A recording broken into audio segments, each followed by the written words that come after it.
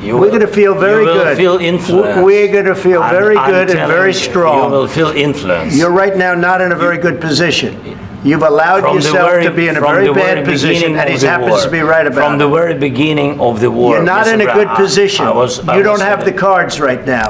Baru-baru ini terjadi konflik antara Donald Trump sebagai Presiden Amerika dengan Volodymyr Zelensky dari Presiden Ukraina ya terkait perjanjian kesepakatan mineral yang batal. Oke, jadi intinya dari konflik itu terjadilah yang namanya keributan. Yang katanya sih sampai si Volodymyr Zelensky ini diusir.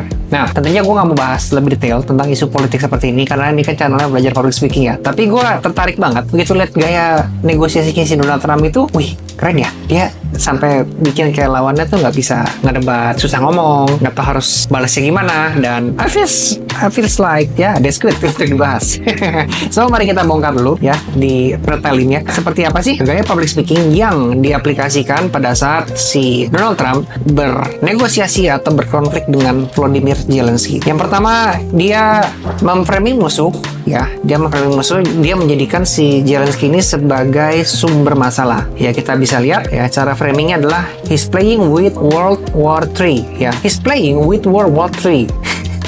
Jadi ini adalah sebuah teknik polarisasi di mana kita versus mereka. Donald Trump itu memposisikan dirinya sebagai pembawa damai, sementara Zelensky dianggap sebagai mendorong konflik gitu kesannya gitu ya. Nah, tujuan apa sih? Untuk publik mengurangi dukungan terhadap Ukraina dan membangun yang namanya justifikasi ya, keadilan gitu, supaya Donald Trump tuh dapat dukungan untuk menghentikan bantuan terhadap si Ukraina. Kan kesannya dibikin kayak penjahat. Nah, teknik yang kedua yang bisa kita lihat adalah repetisi dan emotional trigger yang fungsinya adalah untuk mempengaruhi persepsi publik ya. Jadi Trump terus mengulang sentimen anti Ukraina ya, seperti we have wasted billions on Ukraina, Zelensky is not grateful. Nah, seperti gitu-gitu kata-kata itu membuat para pendukung melihat Ukraina itu sebagai beban bukan sebagai sekutu.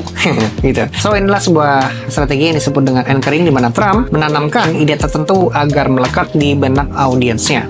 Oke, yang ketiga, lu bisa lihat ya, body language si Trump tuh maju ke depan, sering mengangkat-angkat begini. Itu menunjukkan postur yang dominan ya. Jadi dia terlihat lebih dominan, sedangkan Zelensky terlihat lebih defensif, stres, dan kalau posisinya seperti ini, baru towering tinggi ya. Si lawannya nyerang terus, posisinya defense terus. Nah, biasanya yang defense tuh bakal kalah sih.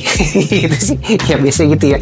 Kecuali dia punya nyimpan senjata counter attack yang panci banget, ya itu cukup diwaspadai. Cuma kan di posisi ini kayaknya gue nggak melihat Zelensky itu punya senjata untuk meng-counter attack ya. Dia lebih ke stres karena diserang terus. Jadi Trump itu menggunakan bahasa tubuh yang dominan, tujuannya untuk mengintimidasi biar idenya itu jadi ngeblank dari si Volodymyr Zelensky-nya ya. Jadi contoh dominannya selain tadi maju ke depan, sering mengentak-entak, dia juga sering nunjuk, sering ngangkat dagu ya, sering mendekat secara agresif saat berbicara. Itu buat nunjukin yang namanya superioritas ya. Zelensky di sisi lain lebih banyak ngangguk dan juga nunduk ya, bisa terbaca sebagai posisi yang lemah dalam negosiasi. Nah, sekarang kita masuk ke dalam teknik negosiasi Trump dalam konflik dengan Zelensky ya. Walk away power, memutus kesepakatan secara sepihak. Jadi Trump tiba-tiba membatalkan kesepakatan mineral dengan Ukraina secara sepihak ya. Ini adalah teknik take it or leave it, di mana dia memaksa lawan untuk menyerah atau kehilangan segalanya. Nah, ini bikin orang jadi bingung.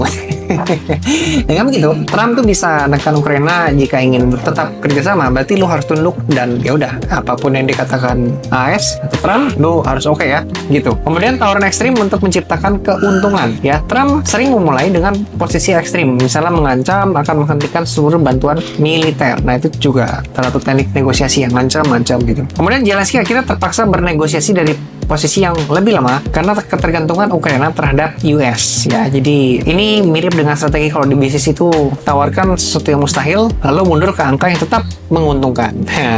Mantap ya, oke. Kemudian dalam negosiasi kita juga bisa menerapkan framing, dan ini dilakukan oleh Donald Trump terhadap Volodymyr Zelensky ya. Seperti tadi gue bilang di pertama, tapi gue bahas lebih detail di sini adalah framing kurang bersyukur. Oke? Jadi dia mengubah narasi di mana dia menyebut Zelensky itu nggak cukup berterima kasih kepada AS, dan ini disebut dengan teknik guilt manipulation, memaksa lawan untuk merasa bersalah dan berhutang budi. Nah, oke. Ini teknik baru nih, bagus nih. Dengan begitu, nanti Zelensky mencoba negosiasi ulang dan dia akan ditekan tindakan untuk lebih menghormati posisinya Trump. Nah, yang keempat, poin keempat adalah creating chaos, memecah aliansi lawan. Apa itu? Jadi dengan menyerang Zelensky secara terbuka, Trump juga mengirim sinyal ke negara-negara Eropa bahwa AS bisa berhenti mendukung Ukraina kapan aja. Ya, tegasan tuh, jadi jangan macam-macam. Ya, jadi ini membuat sekutu Ukraina tuh mulai ragu-ragu dan mencari alternatif lain yang pada akhirnya melemakan posisi negosiasi Ukraina di panggung global. Jadi agak susah ya buat nyari dukungan di aliansi lain selain Amerika ketika Amerikanya sendiri nggak mau mendukung si Ukraina. Mantap ya. Lo bisa nonton video lebih detailnya di link yang gue taruh nanti bawah sini ya. Oke, so kesimpulan apa? Trump tahu cara memanipulasi persepsi publik ya. Dia selalu memulai negosiasi dari posisi yang ekstrim ya, bikin lawan nego panik dan tunduk, termasuk mengkondisikan bahasa tubuhnya. Kemudian dia menggunakan teknik negosiasi walk away power yang digunakan sebagai ancaman. So ini kadang-kadang membuat lawan tuh ngeblank dan terpaksa menuruti kemauan dari si Trump. Kan tegang ya, aduh nggak mau tersinggung, ya udahlah gue ikutin aja dia apa maunya gitu. Oke, yang keempat yang digunakan adalah framing dan emotional triggers yang dipakai untuk merusak citra lawan sehingga Trump bisa mengendalikan opini publiknya. Jadi dalam konflik ini Trump berhasil menggunakan tekniknya untuk menekan Ukraina secara psikologis dan politik. Oke, itu yang bisa kita pelajari dari video kali ini dan semoga bermanfaat. Kalau lo ada pertanyaan atau ada kebingungan, silakan aja komen di bawah sini ya. Sampai jumpa di video berikutnya.